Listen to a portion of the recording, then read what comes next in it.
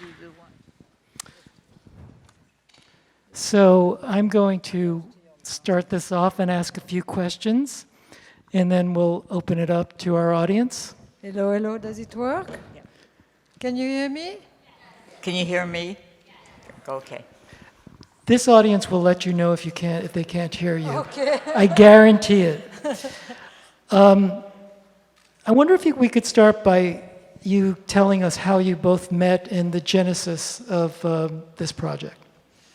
Well, we met in the early 80s after I just divorced my husband and found an apartment on Palm Drive in Beverly Hills. And I'd left all the furniture behind, and across the street I saw a yard sale. So I thought, perfect, I'm going to go find a few things from my apartment. So I crossed the street, and there she was, Mrs. Nasatir. And I bought a few things, right? Right. Paid cash. And didn't bargain. So anyway, we became friends immediately. That's how it started. I didn't know anything about her. I was just starting my career as an editor. I didn't know anybody. There was no Google. I didn't research her. Didn't know a thing about her, just that she had lived at the beach with Anthea Silbert, and I knew who she was. So that's it. And then a few weeks later, of course, immediately Marcia invited me to dinner, introduced me to her friend and so forth, which was divine because I was living alone. And a few weeks, or maybe a month or two later, she called me and said, I just gave your name to Fred Roos. He's looking for an editor. Of course, I had no idea who he was. He was Coppola's producer. So Marcia, I owe my career to Marcia because she introduced me to that group, which I would never, ever have met. Right? Right. Fred Roos had called that they were looking for a woman editor. And I said, I know someone. And Goursaud, who's just come from New York. And he said, is she any good? I said, she's fabulous. I said, why are you asking me that question? She's fabulous. And of course, I hadn't seen one frame of her work. But they trusted her because she had recommended Lucy Fisher, who is in the movie, when they were looking for a chairperson for Zoetrope Studios, and they loved her. Yes. And I got Lucy's first job. But I say it in the film. I watched it today because it's an extraordinary experience to see it in this beautiful theater with this nice, large crowd. And I say, it's so easy. I don't want to sound like Pollyanna, which I think I also say a few times. But all you have to do is make a phone call. And you can help each other. And anyway, I don't want to start crying. And that's how I had the idea of the film the first time. I was frustrated I couldn't get any of my features going as a director, so I needed to make a movie. And I was like, what could I document? Probably would be easier. So I was thinking, and then we went to the academy together, and this woman started to scream when she saw Marcia in the middle of the hall of the academy theater. And she wanted everybody to come and meet Marcia. And I thought, what did she do for that one? And what she had done is that when this girl was just a PA on a big picture, where she was a big executive at UA, she had said, Susan, come to have lunch with us. And Susan was like, with the director? And Marcia said, of course. So, it's a very hierarchical business, Hollywood. And usually a PA does not have lunch with the director. So Marcia thought that was the most natural thing in the world to do. And of course, Susan Landau, who'd actually just passed, could never, ever get over the fact that Marcia was so generous. And I thought, well, if she did this for Susan and she did this for me, how many other people has she done things for? And that's how I started to think, whoa, I'd like to make a movie about Marcia. Then, of course, it became about more than that. Yes, I just saw it again. Very good. Which when I was watching it, I realized that you really are a matchmaker. Yes. Yes, my dream. I have never succeeded in introducing any boy and girl or boy to boy or girl to girl and had anything come from it. Obviously, I have no sense about why people fall in love, as you can tell from what happened up there. Well, which leads me to a question. Did your Jewish background help you in the publishing world and in Hollywood? And if so, in what way? Only because growing up, I loved to read, and what helped me in my professional life was love of the story. I find I want to tell a story every day, and I want to listen to people tell me stories. And that's how my whole career has been, my professional life. What is that to do with Jewish? Oh, it's Jewish, being Jewish, because we always have a happy ending in our stories, right?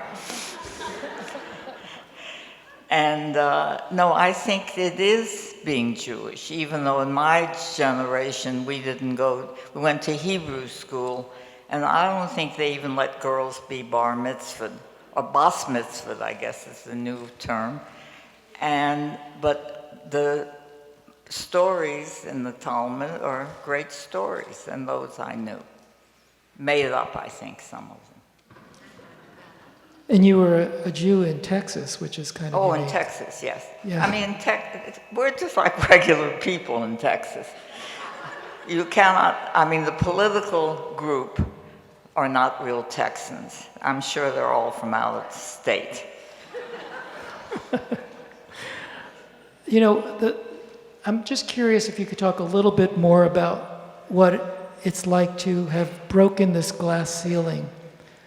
Because it seems like it's very mixed in the film because you didn't get credit where credit was due many times, and you had to fight against a lot of forces. Of course, credit's very important in California, everywhere else. But I'm not really conscious, Jay, that I thought about, isn't this amazing that I broke the glass ceiling? Because Mary Pickford started United Artists. I've always been self-confident in my, I'm going to sound so stuck up, my abilities. I thought, you know, if they hire me, if I do the job, I'll succeed. If I don't succeed, then I'll figure out what to do next. What do you think, Annie? What's that look? No look at all. No, it is really, I never saw about this being revolutionary. When did the phrase come into being, glass ceiling? I don't know, actually. Yeah, it was not a term back in '74. Right. No. It is just, here is quick philosophy. It was a job that men had, which they loved having, and you make money, and they were in competition with other men. And then the arrogance of women who think they could do as good a job as a man, and they didn't want us at all. And so you just go ahead and keep doing it, and finally they have to want you. And because you do a good job, some women who have had whose glass ceiling don't do a good job, and so they get pushed out, and a new person comes in. And does that sound what?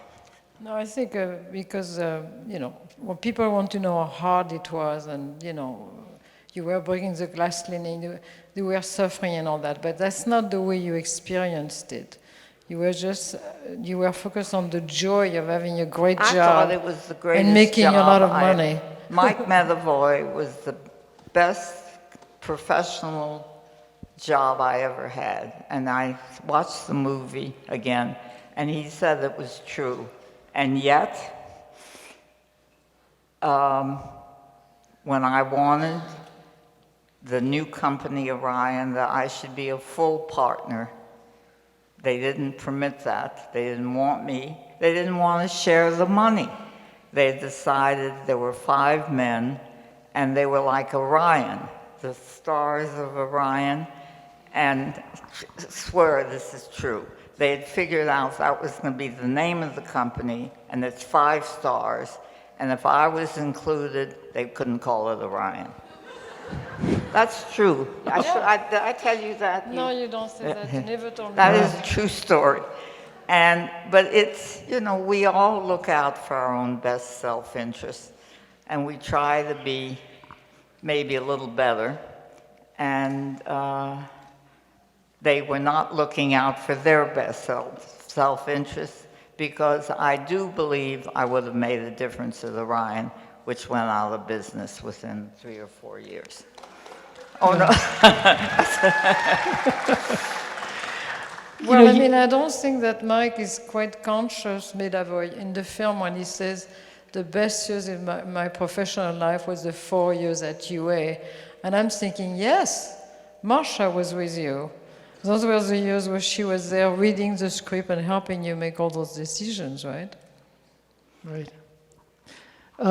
Marcia, you've worked on so many films, and I'm just wondering, you've worked on so many films, other films, and now you're in a film and you're seeing yourself on the screen. Can you talk a little bit about what that experience is like? Great. I watched it today, and I found myself very interesting, and what I have to tell you, it's a film without a script. I mean, Anne knew what she wanted to shoot, and she knew what questions she wanted to ask, but I got to write my own dialogue. Yeah, I mean, the way we did a lot of the scenes that are in quote, like a feature film recreating where she acts, it's all true. It's all recreation of things that she really did. So, for example, if you take the second-hand store, that was something that she really did with Donna all the time. And I knew what I wanted to accomplish in this scene, besides the banter about going to the store. I wanted to finish at the close, where we would talk about a mink coat, and this would take us to UA and Rocky, and the fact that the producer, said, that's a house that she built. In other words, it was linking to the Rocky story, so I would tell Marcia exactly what I wanted to be talked about and how we had to get to that point, to get to that story point. But then I would let her fly and, create on the spot. And, like the idea of the watch, I put them in front of a jewelry thing to create the pretty picture and all that. But they came up with, the boyfriend watch right on the fly. I'd never heard that. That's something that came out of the situation we created, but that's something or if you think of the scene with the fur coat in front of the mirror, I said, Marcia, this coat is important because it came on the day that you found out that UA was going to fold the people you had worked with. So it's a key story point that we can use to get into the UA story. So I said, I want you to put it on, go in front of a mirror and twirl. She was not big on the twirling, but she did it. But once I put her in front of the mirror, it was totally her just riffing, suddenly looking at herself, talking about her parents, the first house, the price of the fur coat, everything that came totally from her, put in that situation, like a great actress. Oh, yes. Right? No, seriously. It's amazing what she came up with on the spot. Well, is there a casting person? Because I want to take over from Betty White.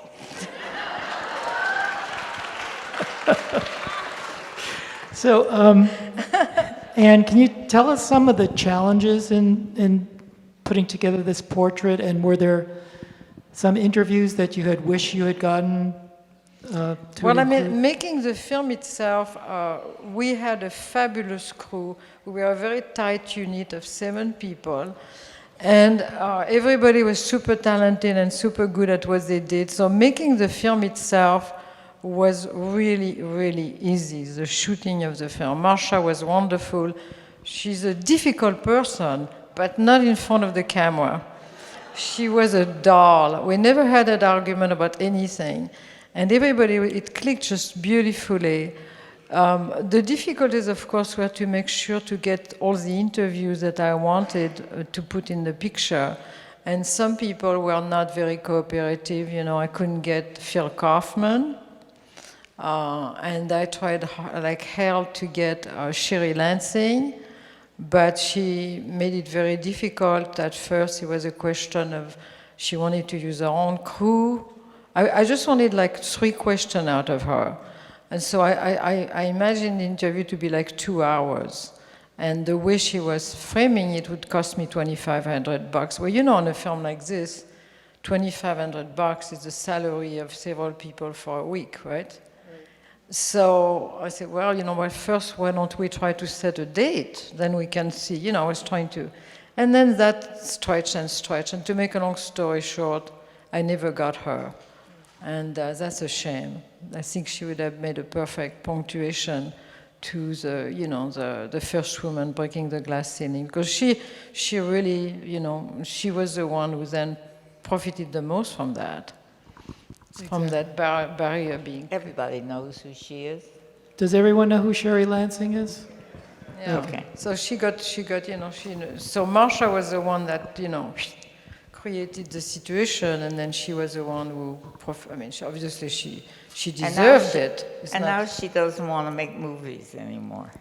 I don't think she really liked it. Well, I don't know. Anyway, she has moved on. So that since was we're one being interview. casual And some here. people were hard to get because, you know, they are just hard to get. The one that was so easy was John Dean. John Dean, I just like, of course, for Marcia, it was boom, right there. Robert Town was just, he's a prima donna, a wonderful prima donna, but I had to really work hard to get him there. And I was so prepared because he had been so difficult. So I was like, you know I want this, you know, boom, boom, we're all set up, everything is ready. We don't want to waste time, you know, to Robert. I knew Robert because I worked with Jack on the 2 Jakes. But anyway, so finally he came and we did this interview. It went beautifully, delivered everything I wanted, and it went, you know, it was done like in 20 minutes. And he goes, that's it? So after all these months, 6 months of trying to get him there, he thought 15 minutes of interview was not enough. So, Can I make a correction in the film? Please. John Dean is wrong about where we met. He came in the office wearing a baseball cap with Maureen Dean, and the guy who brought them in was truly a surfing buddy of Mo's.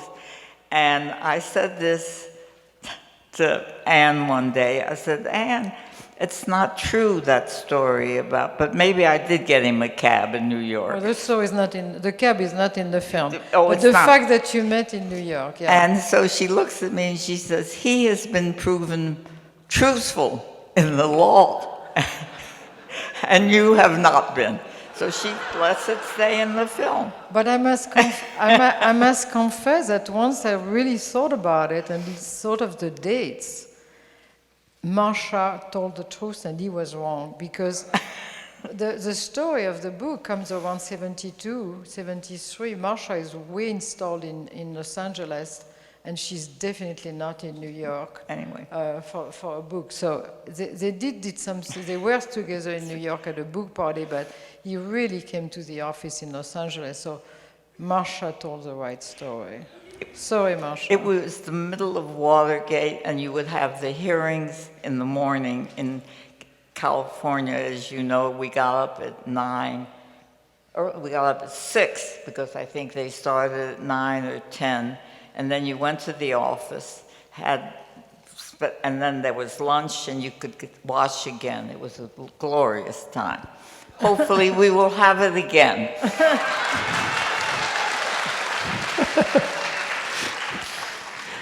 There's some, throughout the film, there's conflicting stories. The story about Rocky and also... Yeah, well, I mean, I think that's human memory, right? Yeah. So, you know, like John, I just find that fascinating because John remembers something. You could not get him to admit that he had gone to the office with a baseball cap, although he kept, well, maybe a baseball cap, but not Los Angeles. And the Rocky story, Mike, that's what he remembers, and Marcia, that's what she remembers. Right. He was brought in by Gene Kirkwood, who was a pal, and had said, I have this pal who's written this script. And I read it first. No, but the story of the fact that the New York guys... Oh, the New York guys, that's true. That's absolutely true. Mike's version. No, your version, the one where they did not know. They did not know. Again. Well, I don't know what Mike said. says they did know, and you said they did not know. They did not know. And they looked, where is Rocky? Where's the guy you told us was going to be in it? That's the real story. So, Marcia, at one point you said that there are films that have changed the world. Yes. Can you tell us which ones you think changed the world? Or name one? Huh. What did you say? And how? And how? How did they change the world? Oh, dear. Do we get hard questions from the audience? We can go to that. Can I say a little story? No, I'll tell you how. They change your perception of how you feel about people and events. Most important, how you feel about people. Wish I could. I was brought up. I went to movies starting probably, but I was 6. My brother is 9. It's the same way I learned to read early because he was 3 years older. And I was brought up going to Westerns, which taught me that the good guys always win. And I think I love movies so much that they can make you be a better person. And we all know, there are people here in the audience, when you see scenes of Nuremberg and you watch the propaganda of what you can make people worse, right? Make them feel more powerful than they should be. But something about moving pictures is different, and it's banal. It's not there. It's revolution. It's a miracle of what it has made the world be. I really believe that. Yeah, I do too, actually. I think maybe it's more of a private. It changes people more on a private, on a personal level. Yes. When you communicate with a certain story and certain characters. Maybe not the world, maybe on an individual level, I don't know. But some experiences are communal because everybody feels the same way about that film. There are some films that have that effect, right? Mm-hmm. Well, I think now's a good time to open it up. Let's take some questions from the audience. We have time for 1 or 2 questions. We can't see any. We can't see because of this light. It's right here. Oh. If I may call you Marcia. Please. I'm wondering, you had said that most of the readers of scripts were women. And I'm Most wondering, of the what? Readers. the script readers were, Yes. were women. Yes, that was the job. Do you think it's legitimate to say that that was the case because, generally speaking, women are more in touch with their feelings? And you just said that films can make you feel differently about people and events, and women were doing all the reading. And when they found a script, it was passed on. Thank you. I've never thought that was the reason. And if you don't mind, I will give you credit. I'm going to use that for now. It is truly, movies make you feel, right? They make you laugh, they make you cry, they make you cheer. It never occurred to me that it was women, because that was all there was. There was Arthur Marx, Groucho Marx's, I think, cousin, was the head of the MGM story department, but everyone else was women, were women. And they read differently. Yeah, but I think they gave it to them because it's hard work. And we have, underpaid. we have time for one more question, and then Marcia and Anne will be in the lobby. A wonderful film. Thank you. There's a scene in there where you're walking in a graveyard and you've been talking about your son. Mm-hmm. Does that imply that he was killed in Vietnam? No, he had come home by then. I mean, we made this movie in 2000.